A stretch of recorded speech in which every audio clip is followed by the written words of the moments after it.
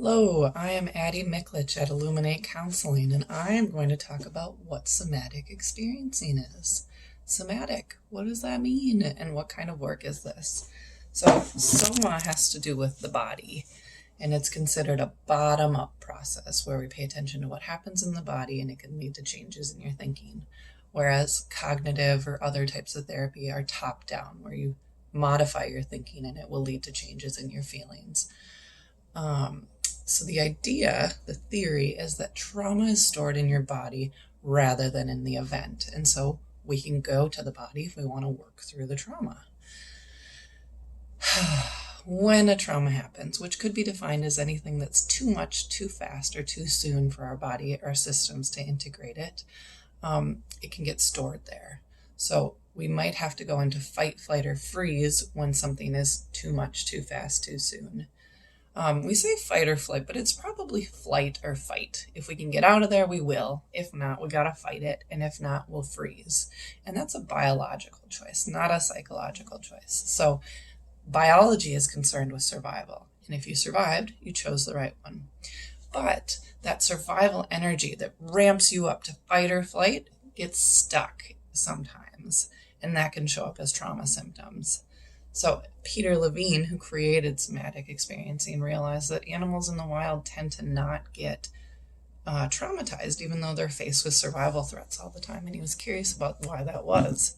So he observed them, and he saw that when they come out of freeze, there's a period of shaking and trembling, which is a form of expansion contraction to release the survival energy, and they take a spontaneous deep breath, which is kind of what you see in kids after they have something big happen, a big injury or a big insult.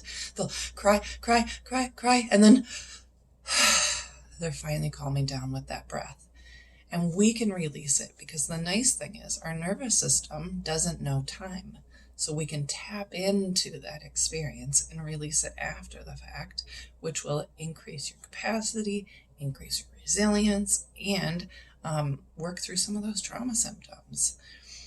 So how do we do it? Well, we need to learn to pay attention to what our body's telling us. So if I were to say, I'm feeling really good right now, a good question to ask is, how do I know? So I might take a moment to check in with my body and see what it's feeling.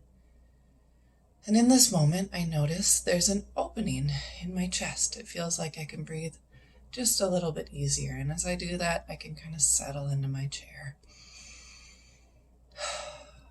But let's say something kind of unnerving happens. I either read a notification on my phone, or maybe some startling noise happens up there.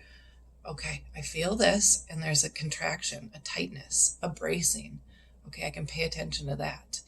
Now, if we start to do that, recalling a past experience, it brings it into the present moment and we can start to work with it.